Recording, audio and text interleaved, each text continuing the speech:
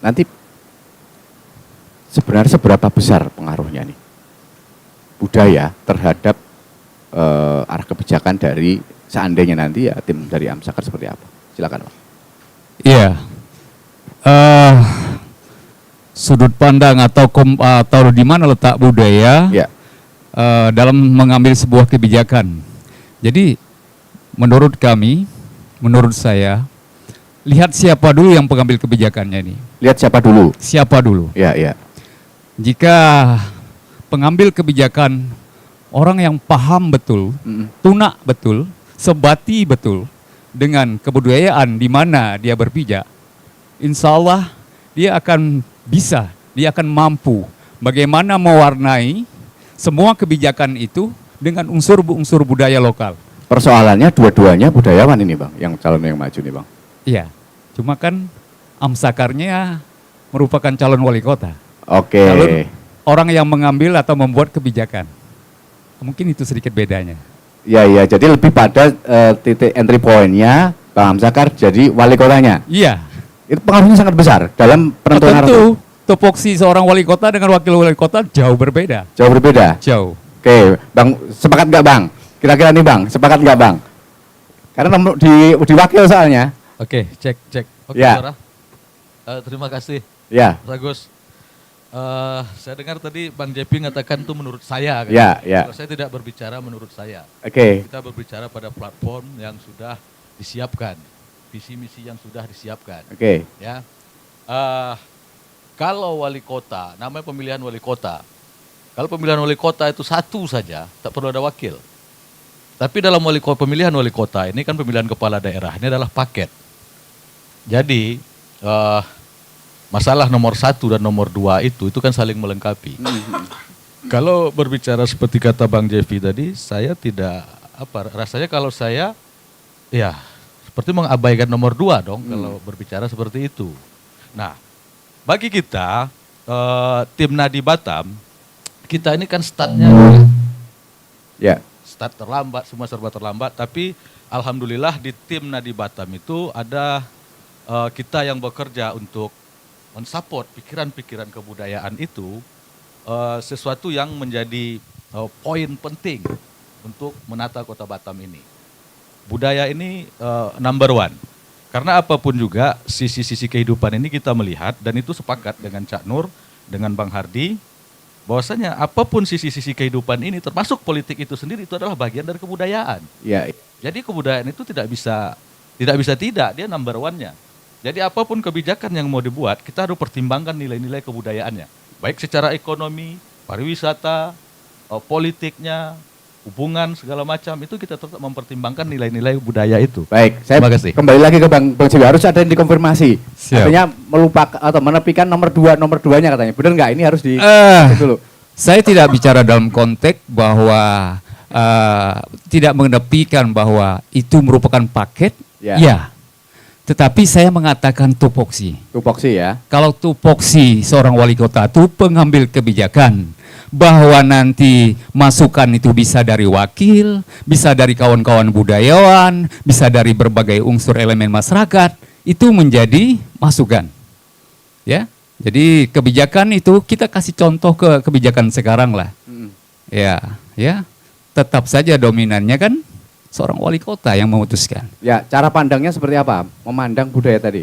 Iya, cara pandangnya bahwa kita sepakat bahwa kebijakan apapun itu terkait kebijakan baik, mungkin yang ke depan saya bicara, kalau kebijakan sekarang, kalau bicara mungkin tak cocok. Ya. Kebijakan ke depan, budaya jangan dilupakan. Saya tidak katakan bahwa kebijakan ekonomi berunsur budaya, kebijakan politik berunsur budaya, itu agak ambigu. Jadi intinya budaya ini jangan dilupakan, harus mendicombine sehingga berpolitik pun ada unsur seninya. Ya, mengambil kebijakan terkait ekonomi pun di mana kira-kira yang memasukkan komplemennya di mana budaya ini. Ya, termasuk kebijakan-kebijakan yang lebih ke arah publik. Ya. Budaya ini kan akhirnya yang menjadi ininya serapannya atau jadi tujuannya adalah ke manusia. Ya, ya. Ya, akan menjadi simbol-simbol daerah, akan menjadi simbol daerah, identitas sebuah daerah, Batam khususnya. Dengan eksistensi Batam sekarang ini, ke depan kami tidak ingin Batam ini atau nuansa budaya itu tidak hanya sebagai tepung tawar saja, tidak saja tari persembahan saja, tidak hanya monumen-monumen yang ada di pinggir jalan saja. Kami kira tidak cukup itu. Kita harus warnai lebih dari itu agar budaya ini menjadi warna yang lebih kental, ya, khususnya di tanah Melayu, Ya. Kepri ini. Ya, baik, Bang Samson ini, yang dari budayawan sendiri nih. Apa Ya. pandangannya nih, Bang? Terima kasih ya. Ya. Yang jelas saya akan membuka dengan satu adigium nih, Ya. bahwa kebudayaan itu adalah amanah Tuhan. Apapun kebudayaan itu. Kemudian mengurus kebudayaan itu meneruskan tugas kenabian. Dari dua adigium ini kita tahu bahwa yang sekarang mengurus masyarakat, mengurus negara itu, mengurus pemerintah baik itu daerah, pusat, provinsi, kabupaten, kota, adalah menjalankan amanah Tuhan sekaligus meneruskan amanah tugas kenabian. Itu saja yang jelas. Bagaimana itu dari Tuhan dan itu nabi. Nabi di sini bukan hanya nabi agama tertentu, tapi nabi untuk umat manusia. Yang ketiga yang ingin saya katakan bahwa kebudayaan itu adalah kerangka besar. Dari rahim kebudayaan itu lahirlah beberapa anak. Pertama seni, kedua mungkin politik, ketiga mungkin cara mengurus ekonomi. Apa-apa yang kita lakukan sekarang ini, termasuk acara Bung Agus ini adalah sesuatu bentuk kebudayaan. Semakin panjang usia peradaban, semakin panjang banyaklah diksi-diksi dan idiom-idiom yang berbau kebudayaan. Nah, kita pun masuklah ke pilkada, Ya. pemilihan kepala daerah. Saya budayawan, hobi saya PNS. Pegawai negeri, pekerjaan saya budayawan. Ya, ya. Hobi saya PNS. Iya, iya. Manusia harus punya hobi loh. Iya, iya. Walaupun hobi saya itu tak banyak dengan orang lain. Nah, sebagai seorang budayawan, pekerjaan utama saya mengabaikan hobi saya dulu. Saya ingin bicara Sebagai budayawan, sejujurnya sebagai budayawan. Ya. Nah, itu. Bahwa di Batam ini like or dislike kata orang belakang Padang, suka atau tidak suka kata orang Inggris, adalah tanah Melayu. Betul. Fitrahnya tanah Melayu. Maka di Batam ini budaya Melayu itu harus tumbuh sebagai payung. Nah, payung ini, di bawah payung itu berkembanglah unsur-unsur budaya etnis yang ada di Batam. Inilah ciri khas Melayu sebagai bangsa yang egaliter. Melayu is egaliter. Dia tidak berpuak-puak. Sudah terbiasa Melayu itu dari dulu egaliter. Karena dia masyarakat pesisir pantai. Sudah lama dia bertegur sapa dengan bangsa-bangsa lain. Maka bangsa Melayu itu adalah bangsa yang terbuka. Bangsa yang anti berkelompok-kelompok, mencintai kelompoknya, membenci kelompok lain. Melayu tidak suka dengan SARA. Jadi isu-isu SARA jangan kita bawa dalam ranah politik di Batam. Kalau kita membawa itu, berarti kita mengingkari sunatullah bahwa Melayu itu adalah, Batam itu adalah tanah Melayu. Dari dulu saya ambil contoh ya, Raja Haji Fisabilillah. Waktu itu terkenal sebagai penulis, Ya. pengarang. Adalah bernama Herman van der Wal. Diutus oleh Belanda, belajar lo ke sono, ke Pulau Penyengat, bagaimana menyusun kurikulum untuk pendidikan di Indonesia. Datang Herman van der Wal. Terbuka Raja Haji bukan Raja Haji Fisabilillah, Raja Ali Haji. Padahal Herman van der Wal adalah seorang asisten residen, musuhnya Melayu. Tapi dia datang sebagai apa? Sebagai orang yang ingin mengukuhkan bahasa Melayu sebagai bahasa pendidikan di tanah jajahan Hindia Belanda. Itu satu. Kemudian ada, siapa yang tidak kenal Engku Putri? Ya. Engku Putri itu di tanah Melayu sangat terkenal. Dia terbuka kepada bangsa lain. Bahkan dia punya anak angkat, Oi Tixing. Boleh baca di Google. Orang Cina, anak angkatnya. Ketika Oi Tixing itu menikah di Tanjung Pinang, beberapa lama kemudian dia laksanakan lagi pernikahan ala Melayu di Pulau Penyengat, Kampung Bulang. Itulah cirinya bahwa Melayu egaliter, bahwa Melayu terbuka, dan dia tidak menganggap dirinya puak terbaik lantas membenci puak yang lain. Artinya Melayu tidak mengenal sara dari dulu. Ya. Jadi kalau kondisi yang sekarang, Ya. Batam sudah melalui berbagai macam proses, gitu. Betul. Apakah penggunaan budaya dalam pengambilan kebijakan itu atau dalam pembangunan itu sudah di dalam relnya atau belum sebenarnya? Ya, kita bicara tentang apa yang sudah dilakukan. Ya. Relatif. Karena itu saya bicara pula sedikit tahu bahwa ada dalam pemerintah itu RPJM, rencana pembangunan jangka panjang, rencana pembangunan jangka pendek, dan di dalam Batam sudah ada. Namun mungkin keberpihakan dalam bentuk prioritas penganggaran. Prioritasnya ya? Prioritas penganggaran belum. Oke, ya, Dan saya sebagai budayawan termasuk orang yang belum puas. Ya. Artinya entry point-nya di situ ya? Ya. Menempatkan pembangunan budaya dalam skala prioritasnya? Ya, prioritas. Baik. Ke Bu Putri dulu. Gimana nih pandangan ini? Ini tentang budaya.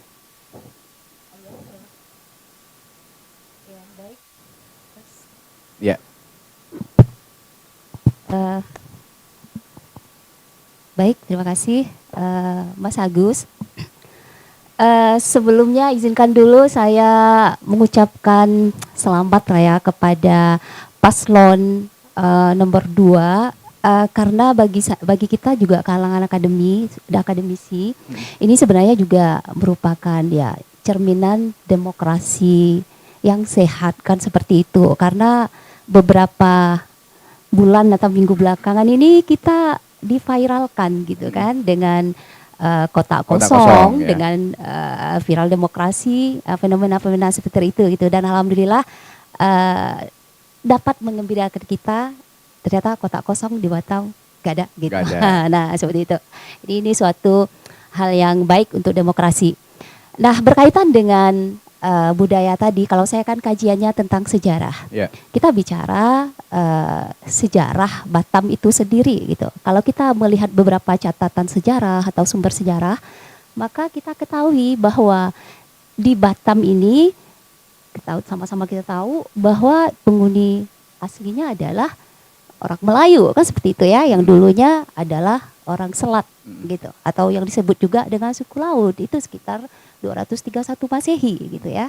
Nah, kalau kajian beberapa ahli mendeskripsikan sebenarnya bahwa orang Melayu itu memang pertama itu adalah orang yang identik dengan Islam. Ini bukan masalah sara dan lain, tapi kita kajian yang kita baca dari beberapa referensi. Yang kedua tentunya orang yang juga melaksanakan adat istiadat Melayu, orang yang tinggal di daerah tertentu yang tentunya ada budaya Melayu itu sendiri di situ gitu. Kemudian juga dia menggunakan bahasa Melayu atau unsur-unsur yang ada dalam Melayu itu sendiri gitu loh. Nah, kemudian kita lihat nextnya dalam kisah perjalanan ini, di mana Batam yang merupakan tanah semenanjung ya, kalau dalam catatan sejarahnya yang dikuasai oleh kebudayaan Melayu, khususnya Riau Lingga, hidup memang tatanan budaya Melayu dalam kehidupan sosial masyarakatnya, sampai kemudian Batam kalau kita lihat pada tahun 1970-an kemudian menjadi lingkungan kerja daerah industri.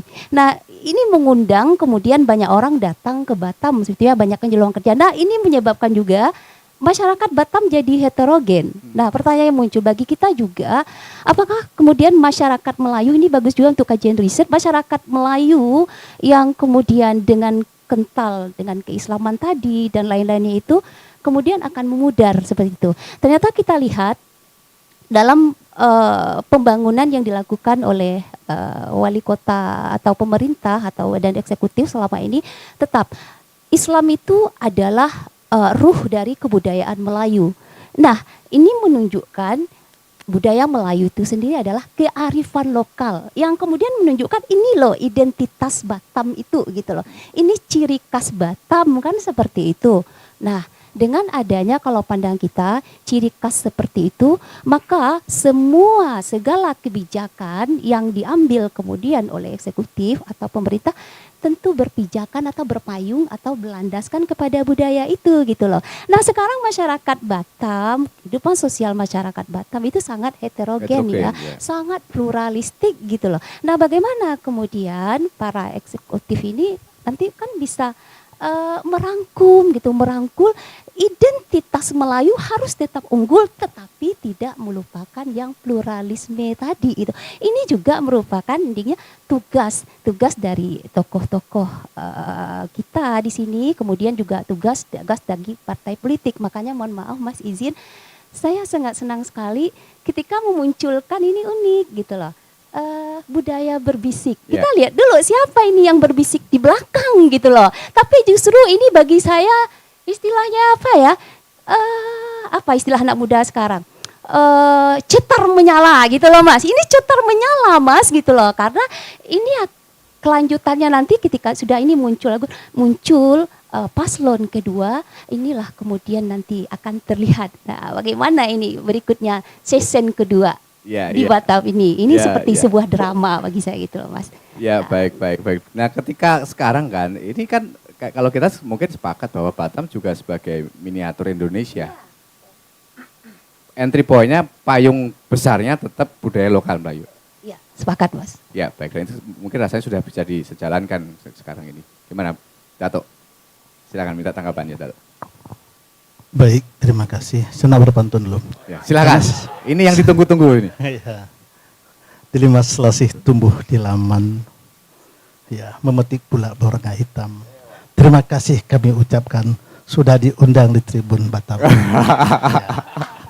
Baik, bagi kami pertama mewakili daripada Lembaga Adat Melayu Kota Batam, seyogyanya bukan saya yang hadir di sini, tapi mungkin barangkali petinggi-petingginya sebenarnya. Kita hanya di bawah aja Pak Samsunnya. Sebenarnya Pak Samsun yang hadir di sini mewakili Batam masalah budayawan.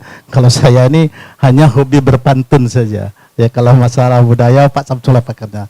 Tentu pertama kita mengucapkan terima kasih kepada kedua calon kita yang bertanding pada hari ini di sini. Itu kawan kita sebenarnya, dua-duanya teman kita. Kami sebagai orang lembaga adat Melayu itulah sahabat kami semua. Semuanya kami kenal, semuanya kami dekat. Bingung, makanya kami tidak berani mendekat sekarang. Ya, tapi kita tetap bersahabat. Pertama, kami dari Lembaga Adat Melayu, jangan gara-gara 5 tahun sekali persaudaraan kita yang lama ini hilang. Ya, itu kita harapkan. Ini hanya demokrasi setahun sekali aja pilkada ini. Sekali saja 5 tahun, hubungan kita yang lebih daripada 5 tahun menjadi sahabat jadi retak gitu. Ya, kami sebagai Lembaga Adat Melayu begitu menyampaikan.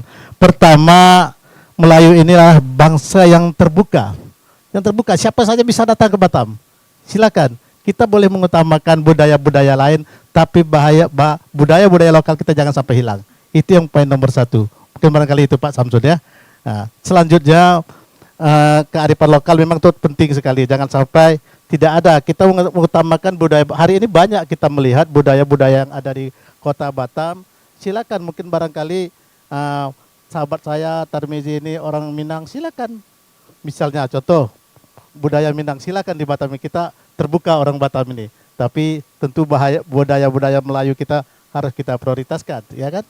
Yang selanjutnya kata orang Melayu, paling tidak Melayu ini didahulukan selangkah lah, ditinggikan seranting. Jangan sampai dipinggirkan gitu, karena orang tempatan. Kita memang orang Melayu, orang terbuka, siapa saja yang datang sini. Kedua, mungkin barangkali kepada siapapun yang calon pemenang nanti tentang budaya, ya harus dekat sama orang Melayu. Ya, memang calon-calon kita ini orang Melayu, harus dekat sama. Saya Bang Amsakar, orang Melayu, Pak Hardi orang Melayu, orang pengurus-pengurus lembaga adat Melayu juga itu. Mereka cukup paham dengan Melayu, ya cukup paham dengan tentang Melayu, dan mereka saya yakin tidak akan melupakan. Tentu musyawarah mufakat itu sangatlah penting untuk menentukan kedepannya tentang budaya kita itu sendiri. Mungkin barangkali itu, Mas. Ya, baik. Baik, sebelum nanti akan kita dengarkan konsep-konsep pengembangan budaya dari masing-masing calon. Tapi saya minta konsep dulu, tanggapan dulu dari Bang Rendra nih, gimana nih, Bang? Baik. Kalau tadi Datuk sudah berpantun, ya, ya. juga lah gitu ya. Bisa. Baik. bukan paya sembarang paya orang belayar di waktu malam. Bukan budaya sembarang budaya di mana ditaruh di mana di azam. Baik, karena kenapa saya pakai pantun di mana diletak, di mana di azam, di mana ditaruh, di mana di azam? Karena saya sebenarnya berterima kasih kepada Tribun karena mengangkat kebudayaan menjadi terdepan. Dan hadir 2 hari ini, kanda-kanda kami ini, kanda Tamili dan kanda Jeti ini sebagai pembisik. Nah, kalau tadi ada bisik gitu kan, berbisik di balik 2 maestro ini berarti 2 orang ini adalah pembisiknya. Dan yang dibisikkan adalah hal yang sangat penting, yaitu bagian dari kebudayaan. Tapi yang paling penting sebenarnya adalah kita mesti redefinisi budaya itu dulu. Nah, karena orang menganggap budaya hanyalah sekedar tari-tarian, pantun, puisi, rumah adat, songket. Mungkin itu cuma instrumental dan simbol atau bagian dari kebudayaan itu. Tetapi sebenarnya budaya itu lebih luas. Kalau kita kembali ke makna awalnya kan budaya itu adalah hasil dari pemikiran. Jadi selama manusia itu ada, selama dia berpikir, maka dia melahirkan kebudayaan. Dalam pendekatan sosiologisnya, budaya itu lahir dari perilaku, perilaku jadi kebiasaan, kebiasaan jadi budaya, budaya yang dilembagakan jadi adat istiadat, kan begitu stratanya. Nah, maka kebudayaan ini secara secara sifatnya dia abstrak, sangat luas sekali. Agak susah kita mengkonkretkannya. Nah, ini mesti tugas berat kepada 2 kandidat untuk mengkonkretkan bagaimana perjuangan di kebudayaannya. Nah, bahkan di nasional pun, di pemerintah kita Republik Indonesia pun ini pekerjaan berat sebenarnya untuk mengkonkretkan. Karena budaya itu kalau kita bicara tentang bentuknya ada nilai di situ, ada perilaku manusia di situ, ada artefak di situ. Nah, tetapi oleh pemerintah Republik Indonesia sebenarnya dari abstraknya kebudayaan yang ada di semua manusia dikonkretkan dalam satu bentuk kebijakan. Karena bagaimanapun tidak, kita di dalam Undang-Undang Dasar 1945 sudah sepakat bahwa Indonesia adalah negara hukum. Maka semua yang dilakukan oleh pemerintah harus berdasarkan hukum. Maka ditetapkanlah sebagai satu produk undang-undang. Undang-Undang nomor 5 tahun 2017 tentang pemajuan kebudayaan. Nah, ini pertanyaan kita adalah apakah kedua kandidat kita memahami konkretnya kebudayaan ini? Jangan sampai ini banyak pendapat di luar sana, kebudayaan itu hanya menjadi lip service tuh. Karena ingin mengambil masa-masa yang mungkin sifatnya tadi tuh kearifan lokal, karakteristik penduduk, budaya, adat istiadat ini kan sebenarnya ya cukup penting, cukup strategis jikalau dijadikan satu isu kebijakan. Tetapi persoalannya adalah mampu tidak nanti setelah atau 2 calon pasangan ini memiliki satu konsepsi yang besar berkaitan kebudayaan, mengkonkretkan kebudayaan itu seperti apa di dalam visinya. Jadi Bang Tarmizi ada nyebut tuh visi dan misi. Karena memang kalau kita bicara tentang undang-undang pemajuan kebudayaan sampai saat ini juga masih pekerjaan yang berat. Bagaimana mengkonkretkan ranah-ranah langkah-langkah kebudayaan itu menjadi tindakan. Jadi kebudayaan ini kan hal yang besar. Mulai dari manusianya, mulai dari perilakunya sampai apa yang dihasilkannya. Tetapi oleh pemerintah Republik Indonesia mengkonkretkan ada objek di situ. Jadi dikonkretkan ada berapa? 8 atau 8 objek kebudayaan itu. Jadi kalau kita bicara kebudayaan, kalau kita bicara kebudayaan dan pemajuan kebudayaan, maka kita tidak boleh lari dari objek itu. Kalau kita sudah lari, maka nih kita bicara budaya yang mana? Makna yang mana? Apakah budaya hanya sekedar ya tidak berbentuk? Apakah setiap orang bertemu dan berbicara adalah kebudayaan?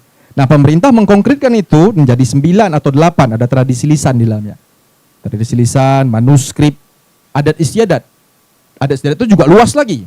Tadi sudah dibicarakan oleh Dato, oleh Ibu, bahwa oleh Bang Samson, bahwa budaya yang paling besar dominan di Batam adalah Melayu. Kita sepakat lah mungkin karena itu. Dan sekarang sudah menjadi heterogen pun kita sepakat. Nah, berarti di dalamnya juga ada adat istiadat yang berbeda. Karena di dalam Undang-Undang Pemajuan Kebudayaan tidak ada adat istiadat tertentu. Tapi semua adat istiadat harus kemudian diakomodir. Kemudian ada ritus, ada pengetahuan tradisional, teknologi tradisional, seni, bahasa termasuk. Nah, bahasa ini menjadi tantangan. Karena kita tahu Batam ini kota metropolitan, ya, kota metropolis, heterogen, yang dekat sekali dengan daerah perbatasan. Apakah bahasa juga menjadi poin perhatian di sini? Nah, kemudian ada permainan rakyat, ada olahraga tradisional. Ini pemerintah nasional, pemerintah Republik Indonesia coba mengkonkretkan bagaimana ketika pemerintah daerah mau memajukan, memfokuskan tentang pemajuan kebudayaan. Di dalam ini pun ada konkret lagi. Kan Bang Samson sudah tahu lah, amanat dari Undang-Undang Pemajuan Kebudayaan ini harus dituangkan dalam dokumen perencanaan. Nah, itu dia. Sekarang kalau kita bicara tentang visi kebudayaan, pertanyaannya berapa persen prioritas budaya itu masuk ke dalam perencanaan, masuk dalam visi misi yang nanti aktualisasinya apa? RPJMD. Ya. RPJMD gitu Bang ya. Di dalam RPJMD amanat Undang-Undang Kebudayaan ada namanya PPKD, pokok-pokok kebudayaan daerah. Kemarin kita rakor kebudayaan, kita masih tidak begitu baik dibanding daerah lain. Nah ini aktualisasi nanti, bagaimana pemerintah benar-benar mau atau tidak, konkret atau tidak, memasukkan unsur kebudayaan. Jadi bukan hanya sekedar kebudayaan itu, oh kami nanti akan coba bangun, tapi dikonkretisasi tidak, ini persoalan. Karena kebudayaan juga bagian dari satu urusan pemerintah. Kalau di Undang-Undang 23 2014 jadi urusan pemerintah pariwisata ya. Nah, pariwisata atau kebudayaan. Nah, konkret tidak. Kalau pemerintah Republik Indonesia dia konkret dengan lahirnya Dirjen Kebudayaan. Bahkan sudah ada isu bahwa Kementerian Kebudayaan akan didirikan sendiri. Nah, itu berarti konkretisasinya demikian. Tapi kalau kedua pasangan calon hanya sekedar lip service nanti bicara di atas konsep tapi tidak dikonkretkan dalam hal-hal yang sifatnya nanti apa yang harus dilakukan pemerintah termasuk menciptakan PPKD. PPKD itu adalah salah satu dokumen perencanaan yang di dalamnya menuangkan bagaimana budaya di daerah itu dikembangkan, dimasukkan dalam dokumen perencanaan yang ujung-ujungnya ya anggaran. Ah, itu dia nanti jadinya. Kalau kita bilang serius, seberapa persen kita seriusnya untuk memasukkan, kalau pendidikan kan sudah pasti amanat undang-undang 20%. Nah, kesehatan. Tapi pertanyaannya, kebudayaan ini akan seperti apa nanti? Ini yang mesti kita tanyakan kepada dua paslon ini nanti oleh para pembisik-pembisiknya. Bagaimana seriusnya? Karena bicara kebudayaan tidak hanya bicara seperti kata yang penuh makna dalam puisi, tapi di dalam pemerintah ada konkretisasinya. Action plan-nya. Ada action plan-nya. Kalau ini tidak direncanakan, bahkan tidak terpikirkan atau tidak terkonsepkan, dia akan terulang aja. Dia akan jadi lip service, hilang. Panjang perjalanan pembangunan Batam. Ya. Seberapa besar dari poin-poin yang Bang Rendra sampaikan tadi? Apakah sudah sesuai dengan rule-nya tadi? Sepanjang dari awal sampai sekarang? Ya, kalau teknis mungkin Bang Samson lebih tahu bagaimana di tataran PPKD-nya, ya. Bagaimana secara kasat matanya? Kalau kasat mata, ya begini. Kebudayaan juga akan menjadi satu identitas. Nah, perilaku pemerintah, tindakan pemerintah yang diaktualisasikan dalam program kegiatan, ya saya menilai Batam selama ini ya sudah coba menemukan satu titik. Bahkan kami orang Tanjung Pinang nih ya, agak sedikit malu. Agak sedikit malu karena apa? Kita boleh apresiasi lah. Batam sudah mulai mencoba mengangkat dirinya atau mentabalkan dirinya sebagai kebudayaan Melayu. Atau daerah yang memiliki atau memperjuangkan kebudayaan Melayu. Kita lihat dari sedikit saja ornamen-ornamen, ada apa namanya, kegiatan-kegiatan kebudayaan sudah mulai banyak, kajian-kajian kebudayaan sudah mulai banyak. Nah ini artinya apa? Sudah ada geliat. Tapi kalau mau dikatakan maksimal ya belum. Nah itu tadi persoalannya. Mungkin bukan tidak mau, tapi persoalan prioritas nggak sih? Itu dia. Jadi prioritas nggak sih? Dia mungkin mau, oh kita akan majukan Batam sebagai kota begini. Kita akan jadikan kalau Lingga ada Bunda Tanah Melayu, Tanjung Pinang kota gurindam negeri pantunnya. Tapi persoalannya, apakah dia menjadi prioritas atau tidak? Bisa saja kita justru membangunnya dengan aspek pendekatan lain, pendekatan aspek bisnis mungkin, karena kita daerah perbatasan, bukan aspek teknologi, industri. Nah itu yang kita takutkan, bahkan Batam adalah kota industri. Nah itu yang mesti dikonkretkan kebudayaannya dalam bentuk apa, dalam anggarannya bagaimana, konsep visi misinya bagaimana, RPJMD-nya bagaimana, pokok-pokok pikiran daerahnya macam. Ini yang mesti terjawab di dalam dua kandidat ini. Ya gitu. Baik, saya ke Bang Tarmizi dulu. Gimana nih Bang, konsepnya gimana? Sudah mulai masuk ke dalam konsep, silakan Bang. Baik, secara di atas kertas tentu segala sesuatu itu pasti bermula dari pikiran, dari sebuah proses pencarian. Dan itu sudah dituangkan dalam bentuk visi misi dari kandidat Nadi ya, Nuryanto Hardi. Nah, betul kata Rendra, apapun ceritanya adalah implementasinya seperti apa, kemudian persentasi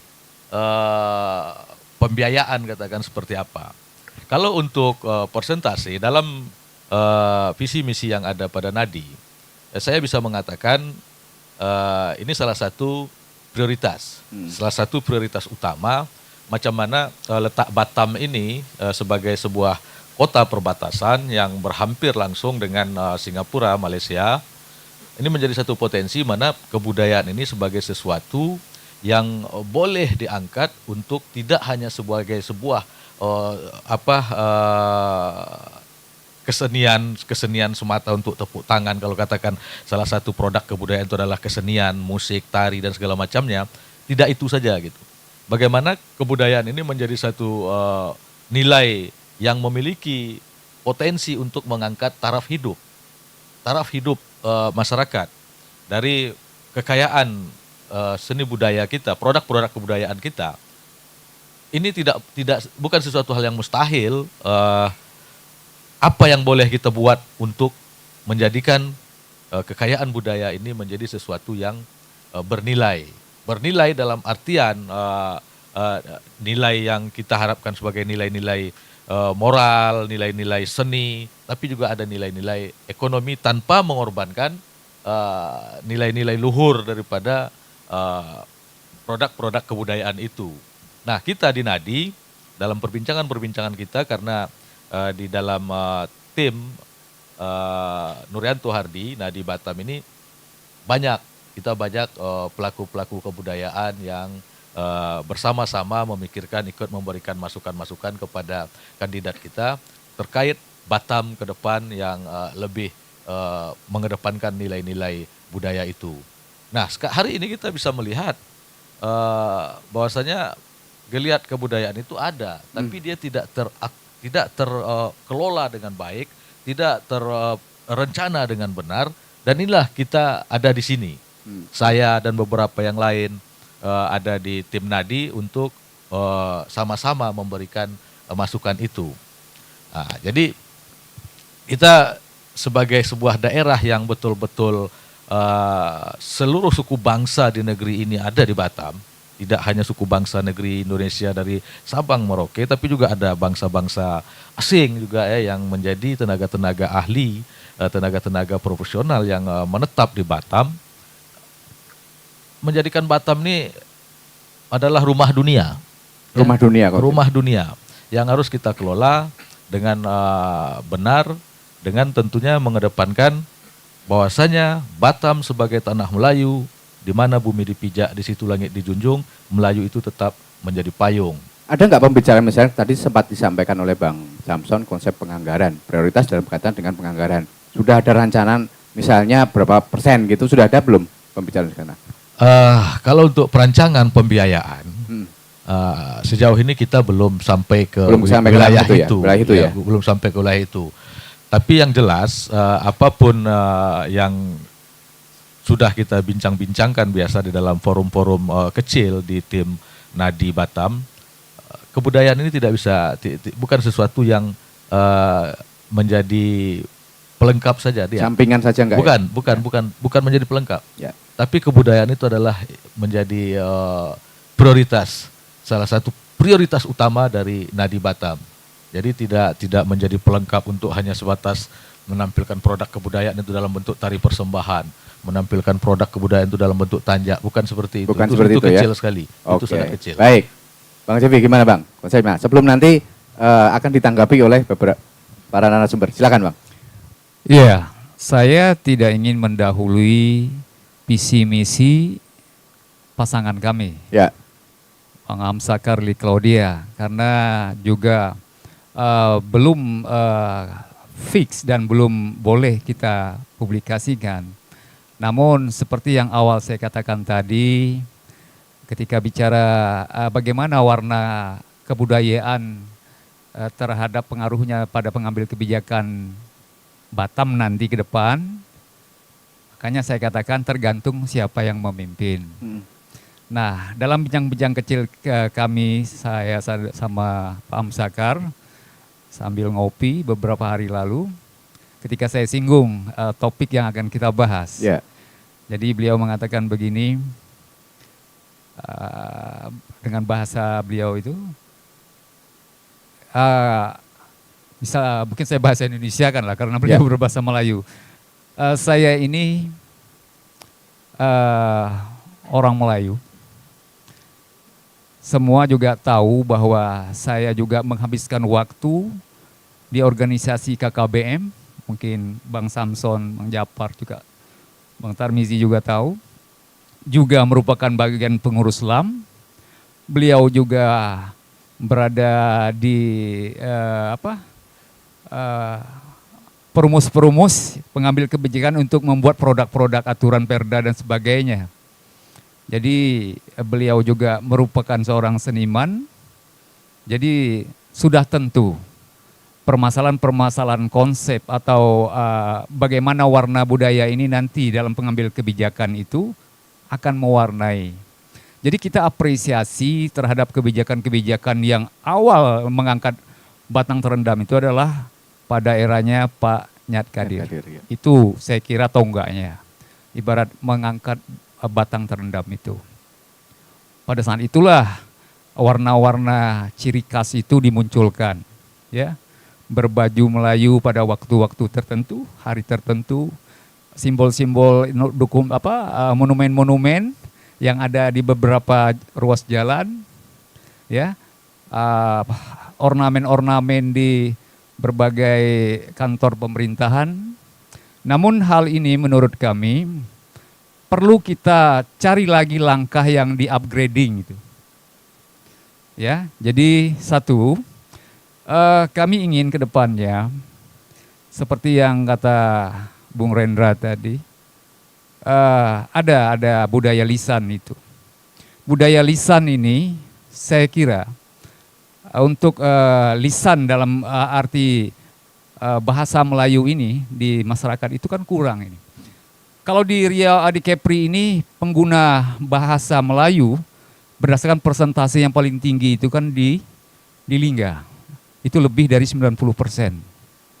Di Batam ini mungkin daerah yang paling minim menggunakan bahasa Melayu. Nah, kenapa itu terjadi? Karena sudah cukup heterogen, ya, heterogen dan apa. Satu lagi, kita belum memuatkan itu unsur lokal itu di sekolah. Di sekolah belum ya? Iya, kalau sudah ada usaha itu tetapi sepertinya terhenti. Artinya gini, semua bentuk-bentuk budaya lokal itu yang sudah dibukukan, itu kita harus adopsi gitu loh. Sebagai muatan lokal di sekolah-sekolah. Jadi sehingga anak-anak tahu itu, oh ini permainan-permainan, ini lagu-lagu dari daerah Kepri, ini permainan-permainan rakyat Kepri dan sebagainya. Literasi. Pak. Literasi apa semuanya ada loh, simbol-simbolnya seperti ini, cara mainnya seperti ini. Oh Bang Selebu itu begini, oh main ini begini. Jadi ada ilustrasinya, maupun tekstual maupun misalnya seperti video yang diperagakan. Jadi ada imaji-imaji anak-anak kita. Sehingga ketika beliau ada yang misalnya ada nanti program bahwa anak-anak bermain gasing, anak-anak melakukan permainan-permainan rakyat. Kalau itu dilakukan, saya kira permasalahan bahasa-bahasa lisan di sekolah dan sebagainya ini sudah menjadi hal yang biasa. Kita pergi misalnya ke daerah Sumbar, misalnya saya pernah di sana. Kalau anak-anak berbahasa Minang di sana hal yang biasa itu. Orang-orang misalnya kita datang ke bandara atau kita ini langsung disambut dengan bahasa mereka, hal yang biasa. Mengapa kita tidak mulai itu di daerah kita ini? Dan hal itu harus ada kebijakan. Harus ada kebijakan, pengambil kebijakannya adalah apa? Ya otoritas pengambil kebijakan dalam hal ini mungkin kalau di Batam nanti ya wali kota Batam. Nah inilah kalau mau dikatakan kami ini pembisik-pembisik, ya itu yang kami perlu bisikkan. Gitu. Hal-hal seperti inilah yang bisa mewarnai. Ya, kalau itu politik itu bengkok, maka puisi lah yang meluruskan. Kalau pengambil kebijakan-kebijakan politis ini ke kiri dan ke kanan, maka kita inilah budayawan dan seniman inilah yang membisikkan untuk meluruskan. Jangan malah membengkok-bengkokkan lagi gitu.